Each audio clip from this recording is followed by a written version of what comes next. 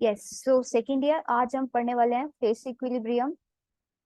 Okay, face equilibrium में सबसे important जो हमें पढ़ना है वो है face rule. Face rule face rule पढ़ना है। फेस रूल में तीन चीजें होती हैं, ठीक है। एक होता है डिग्री ऑफ फ्रीडम, एक होता है कंपोनेंट, और एक होता है फेस। तो ये तीनों चीजें हमें पढ़नी है। फिर देखना है ट्रू इक्विलिब्रियम क्या होता है, अनस्टेबल इक्विलिब्रियम क्या होता है, कुछ टर्मिनोलॉजी, गिब्स फ्री रूल क्या होता है, ठीक है। उसके बाद हमें देखना है Clausius Clapeyron equation and phase diagram. Phase diagram आपका फेज इक्विलिब्रियम टू पे है। सो सबसे पहले ये देखना है कि होमोजेनियस और हेट्रोजेनियस सिस्टम क्या होता है। तो होमोजेनियस सिस्टम मतलब द सेम कंपोजिशन और the uniform composition throughout the system, okay, in which the properties are uniform. अब हेट्रोजेनियस इक्विलिब्रियम अगर होता है तो क्या होता है, सिस्टम में there is non uniformity, okay, non uniformity होती है, जिसके कारण heterogeneous equilibrium like vaporisation, sublimation, fusion, ये सारे एग्जांपल्स हैं कि अगर हेट्रोजेनियस इक्विलिब्रियम है तो क्या क्या होता है, ठीक है। In these cases we use different rules suitable for the system to understand. So the foremost concept is phase rule या phase equilibrium हेट्रोजीनियस सिस्टम के लिए यूज होता है, हेट्रोजीनियस के लिए। और आगे जो हम फेस रूल देखेंगे वो हेट्रोजीनियस सिस्टम के लिए यूज होगा, ठीक है। The phase rule serves to identify and fix the number of variables for heterogeneous system. A study of phase equilibrium is important in which domains? In chemistry, physics, metallurgy, engineering, geology, material science, and etc. So, basic terminology. सबसे पहले true equilibrium. So, what is true equilibrium? True equilibrium means कि reactant and product का change at a temperature is equal. जितना reactant convert हो रहा है उतना ही product भी convert हो रहा है. So if the state of equilibrium can be achieved from either direction, okay, either from the reactant to product or from the product to reactant. The yes, just yes. So this phenomena is referred to as the true equilibrium. Okay.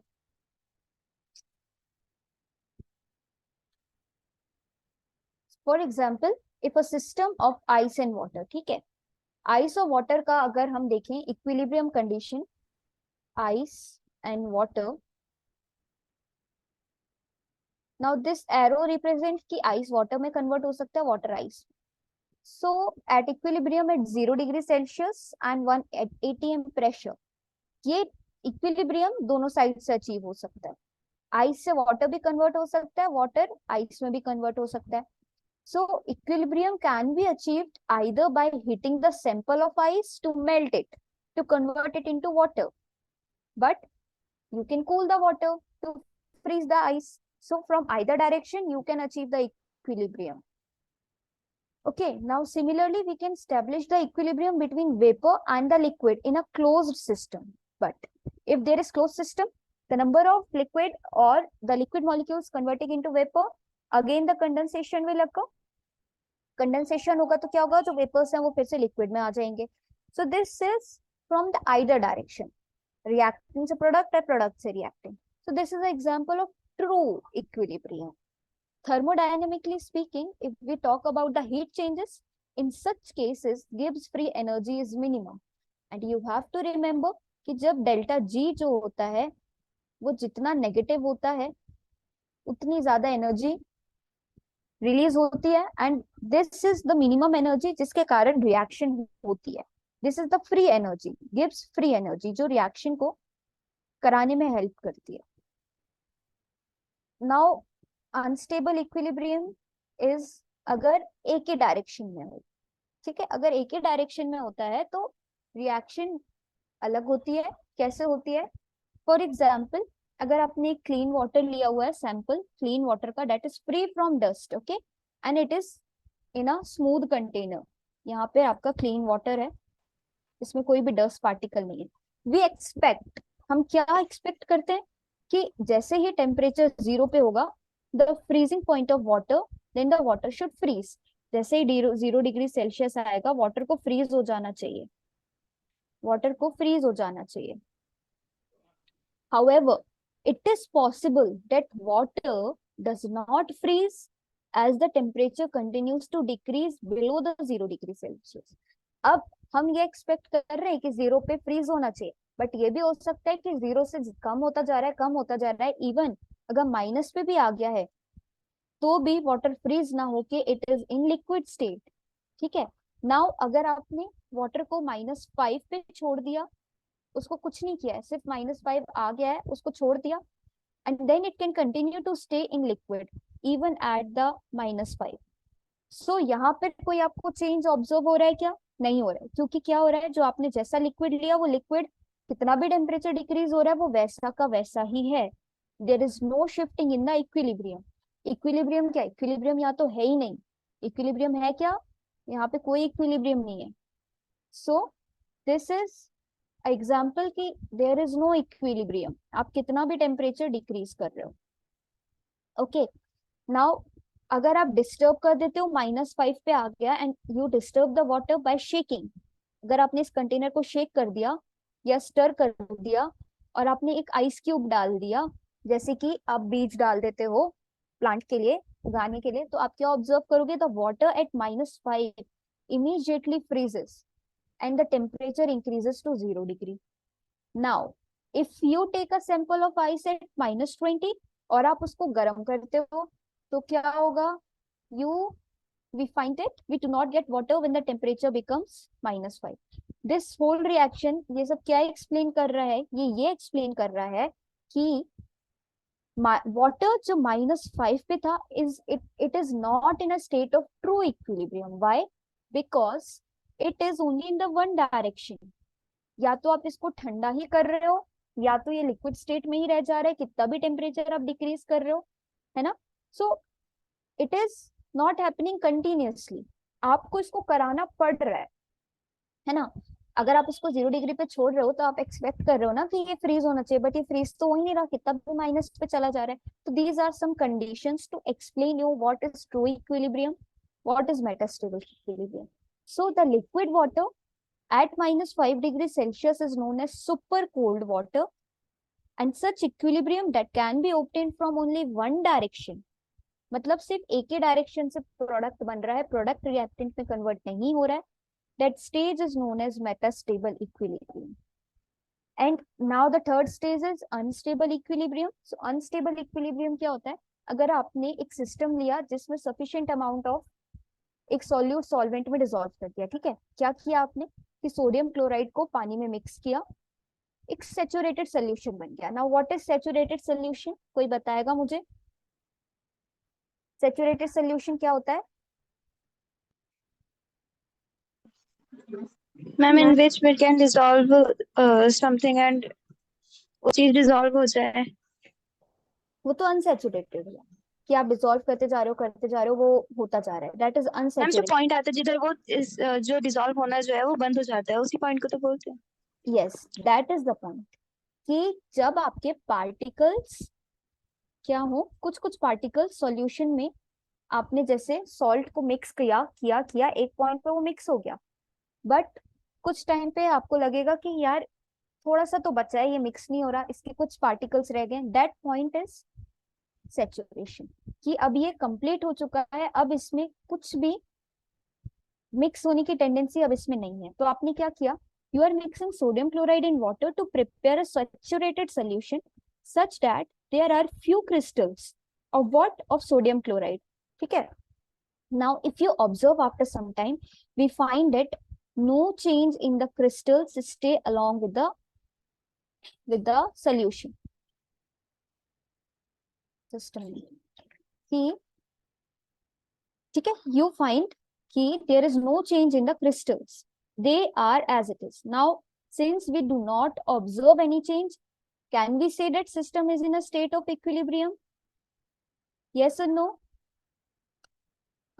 आपको कोई change नहीं दिख रहा है कि यहाँ से convert हो रहा है, रिएक्टिंग प्रोडक्ट में कन्वर्ट हो रहा है, या ये मिक्स होता जा रहा है, तो आप अभी अभी इस स्टेट को इक्विलिब्रियम में कहोगे क्या? No, but no. over the time yes, हो जाएगा. over the time, if you will leave it at overnight, what will happen? They will get dissolved, but you have to give it a time. ठीक है? So in such a case, initially we observed that for an insufficient time it appeared to be in equilibrium, no change, but however dissolution of salt to achieve a true saturation was slow. It was slow and still continuing. Such a system is called as unstable equilibrium or the non-equilibrium. ठीक है?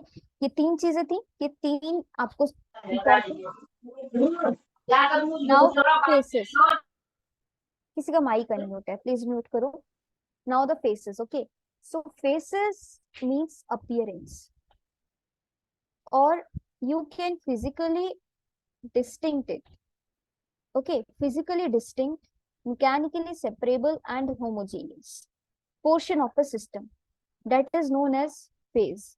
ठीक है, अभी हमारे phase rule के components में. तो phase rule के कंपोनेंट में सबसे पहले फेज क्या होता है? तो phase is a physically distinct, mechanically separable and homogeneous portion of a system. Mechanical separable मतलब it can be separated by processes like, अगर आप filtration करते हो तो, sedimentation करते हो तो, decantation करते हो तो. so क्या होता है अगर phase is separated from homogeneous part of system by boundary surfaces? yes, so एक important aspect ये भी कि it should be separated by boundary surfaces. now phase rule में हम phase को P से denote करते हैं. अब क्या होता है कि अगर सेडिमेंटेशन या फिल्ट्रेशन है, तो फिल्ट्रेशन में क्या है, सॉलिड अलग हो गया, लिक्विड अलग हो गया. So this solid, liquid and gases are the phases. Okay, are the faces.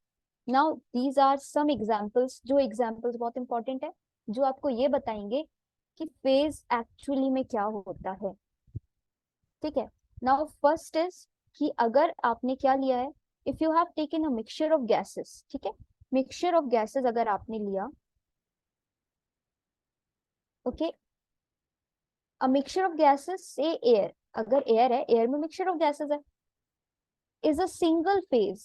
Single phase क्यों है ये? सिंगल फेज इसलिए है क्योंकि सारी गैसेस एक प्रोपोर्शन में मिक्स हो रही हैं and they are not separated by a mechanical means. मतलब इसमें से इन किसी भी प्रोसेस में से, इन तीनों प्रोसेस में से you can't separate the mixture of gases. Okay, so this is a single phase example. Now you have to remember, अगर आपने दो अलग अलग प्रोपोर्शन में गैसेस ली, मान लो अमोनियम और HCl गैस की रिएक्शन कराई, ओके, और आपने अनइक्वल अमाउंट लिया है, तो क्या होगा, दो फेसेस बनेंगे. दो फेसेस कौन से? एक अमोनियम क्लोराइड जो आपका बनेगा अमोनिया और HCl गैस की रिएक्शन से, that will be a solid phase. Yes, ammonia HCl के साथ रिएक्शन करेगा, अमोनियम क्लोराइड बनाएगा. सो ये तो गैसेस हैं, बट ये क्या है, ये सॉलिड है. तो दो फेसेस हो गए, solid and gas. Yes and no? Yes, ma'am.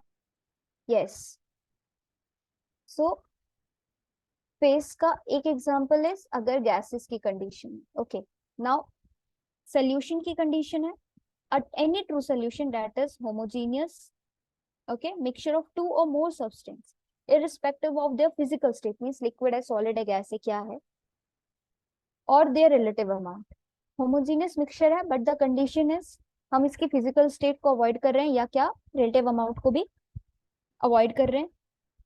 A dilute solution of sodium chloride in water, sodium chloride का सोल्यूशन, सोडियम क्लोराइड को आपने वाटर में मिक्स किया या अल्कोहल को आपने वाटर में मिक्स किया, ये क्या फॉर्म करते हैं, true solution. Means there is equilibrium from both the side, from reactant to product, from product to reactant.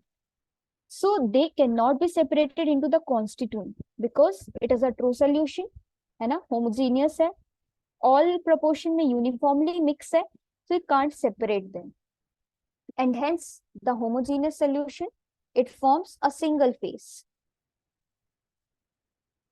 now the third is, अगर आप क्या लेते हो, if you break the system into smaller parts, अगर आपने solid को smaller parts में break कर दिया, liquid को break कर दिया, liquid तो break होता नहीं है, पर transfer कर दिया, gas को कर दिया, तो it doesn't mean कि उसके phases change हो गए. अगर आप आइस को ब्रेक कर दोगे स्मॉल पीसेस में, यहाँ एग्जांपल दिया हुआ है, तो क्या उसका फेस चेंज हो जाएगा? नहीं होगा, क्योंकि आइस तो क्या है, सॉलिड है, अभी कुछ टाइम बाद लिक्विड हो जाएगा, है ना? तो आइस तो आइस ही रहेगा ना, आइदर इन द सॉलिड और in the liquid. So breaking system into smaller parts does not form a new phase. Okay, this is important. Now a system consisting of a number of solid or the liquid phases but can have only one gaseous phase. अब एक ऐसा system भी हो सकता है कि उसमें number of solid molecules हैं, लिक्विड फेसेस हैं, नंबर ऑफ सॉलिड फेसेस हैं, बट गेशियस फेस एक ही है. For example, in miscible liquids होंगे, 2 और more मिसिबल लिक्विड एक ही फेस कंस्टिट्यूट करते हैं. जब मैंने लिक्विड मिसिबल लिक्विड्स पढ़ाए थे, है ना, तो हमने बोला था कि they get miscible in all proportion. So ये एक ही सिस्टम बनाएंगे, liquid, only liquid phase will be there. However, if one or more of these liquid are volatile, okay, अगर इमिसिबल है, अब यहाँ पे बात आ गई, अगर पार्शियली मिसिबल है या इमिसिबल है, उसमें से अभी हम मिसिबल की बात कर रहे हैं. तो अगर मिसिबल में एक लिक्विड क्या है आपका, वॉलेटाइल है. वॉलेटाइल क्या होता है?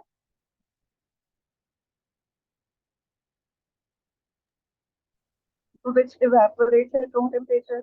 Yes, which evaporates at room temperature. तो अगर मिसिबल लिक्विड का पैर है और हमने क्या लिया है, एक liquid phase, it gets evaporated, so what will be there? There will be 2 phases, क्योंकि one is liquid and other is vapour phase. So 2 phase system. Example is, if you mix alcohol in water, alcohol will get evaporated, water will remain as it is. So this is liquid phase, this is vapor phase. ठीक है?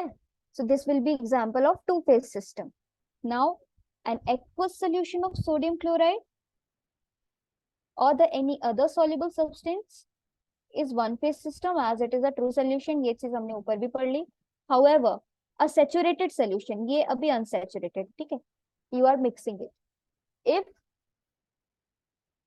saturated solution है sodium chloride का, it is in contact with the excess of sodium chloride, ठीक है, saturated है मतलब अभी उसमें क्या है, कुछ पार्टिकल्स डिसॉल्व नहीं हुए हैं, है ना, डिसॉल्व नहीं हुए हैं, तो क्या है, 2 फेसेस हैं, एक सॉलिड है,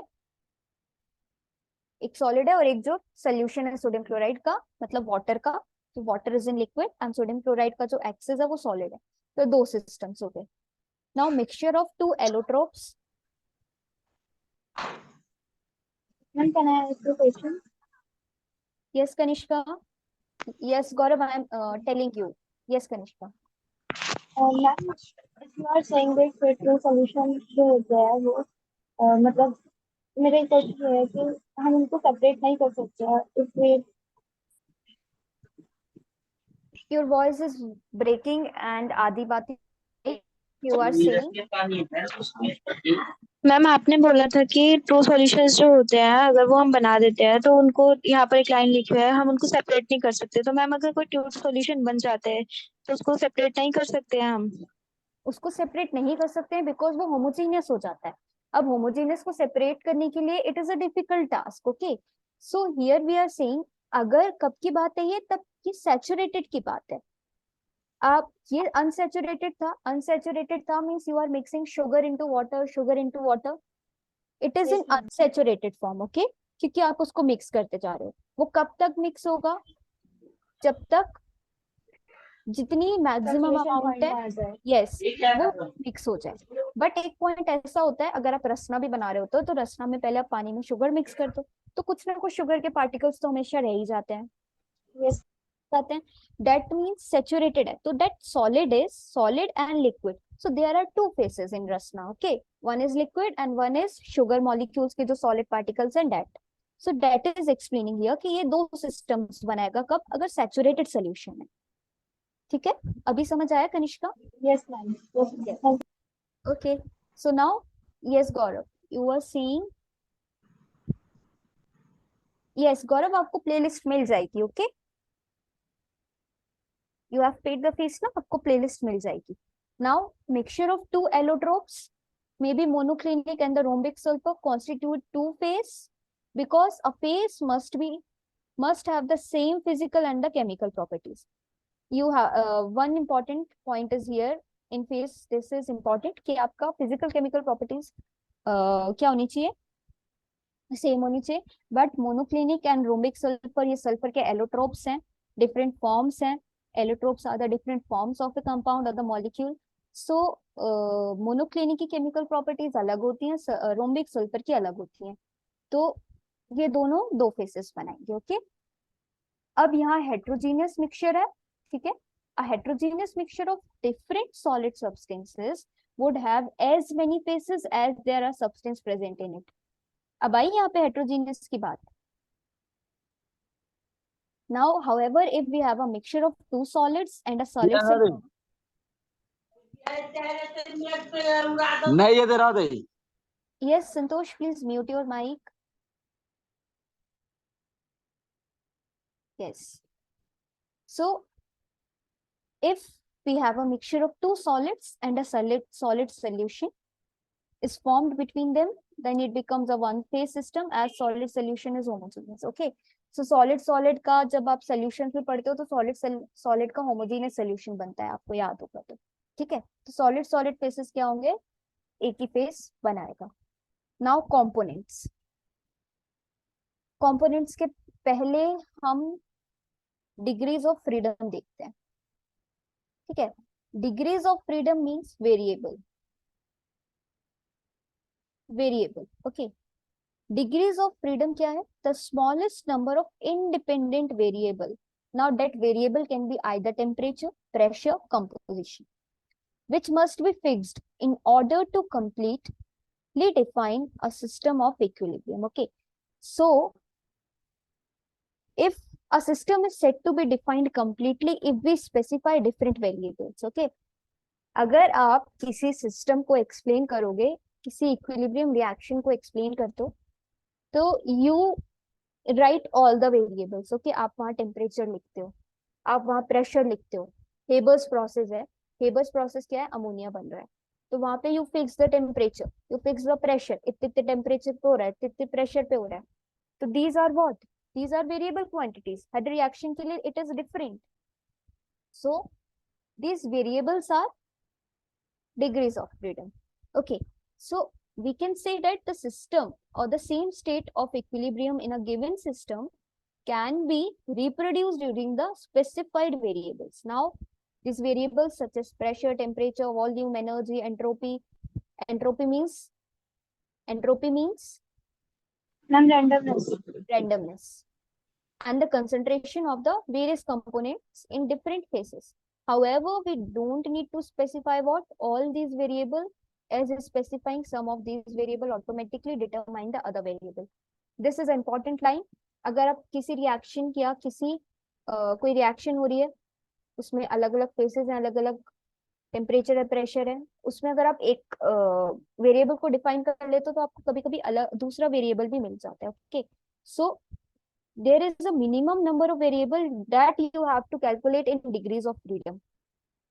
Degrees of freedom को हम F से denote करते हैं. And what is degree of freedom? This is a definition. The smallest number of independent variable, temperature, pressure, composition, etc., which must be specified in order to completely define the state of a system. Okay. In phase equilibrium, you have to study 3: pressure, temperature, concentration. Now we'll see bivariant and univariant and invariant system क्या होता है, इसमें degrees of freedom क्या होती है. Okay, so number of intensive variable that can be varied independently without changing the number of phases present in the system. Now without changing the phase, जो variables आपको मिल रहे हैं that are degrees of freedom. So if a system consists of a pure gas, its state can be specified completely by using two variables, that is pressure and temperature and the volume also.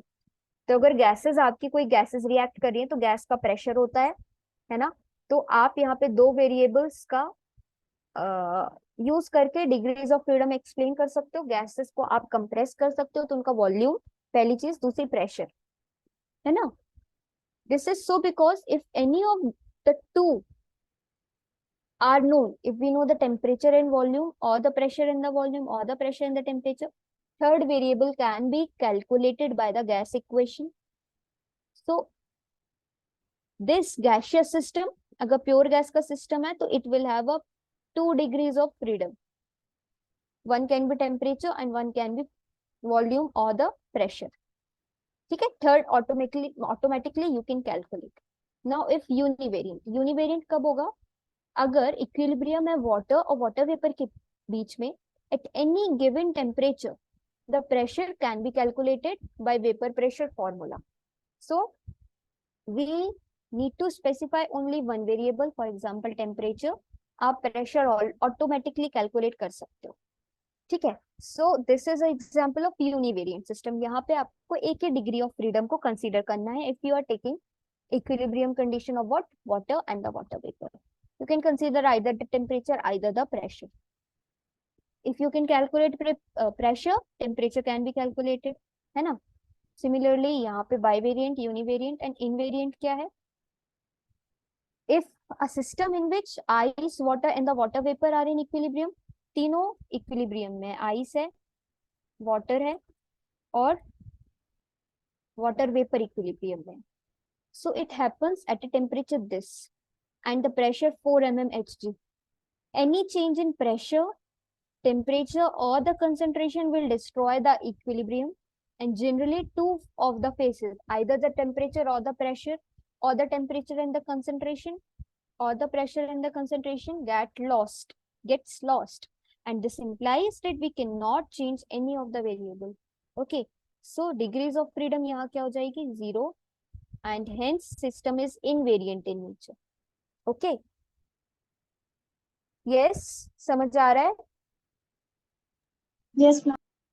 Yes, ma'am. Yes. So face rule हम कल पढ़ेंगे. This is the phase rule. इसमें आज हमने दो चीजें देखी. एक हमने क्या देखा? फेस देखा. एक डिग्रीज ऑफ फ्रीडम देखी. कल हम कंपोनेंट देखेंगे. कंपोनेंट के बाद gives phase rule. Phase rule ये है, ये देखना है. इसके बाद हम देखेंगे कि फेज रूल को हम कैलकुलेट कैसे करते हैं, and then the Clausius and the Clapeyron equation. Okay, इसमें सबसे ज्यादा इंपॉर्टेंट यही है. बाकी अगर आप उसको छोड़ते भी हो तो फेज रूल इंपॉर्टेंट है, क्लॉजर्स क्लेपेरॉन इंपॉर्टेंट है. ठीक है. सो आज हम यहीं तक पढ़ते हैं. ओके, सेकेंड ईयर समझ आया सबको? कैली, कनिष्का, ma'am. सुश्री, प्रिया? Yes, ma'am. यस. किसी को कोई डाउट किसी से भी related, timing, class and all? Ma'am मुझे बॉटनी और जियोलॉजी की क्लासेस के बारे में पूछना था.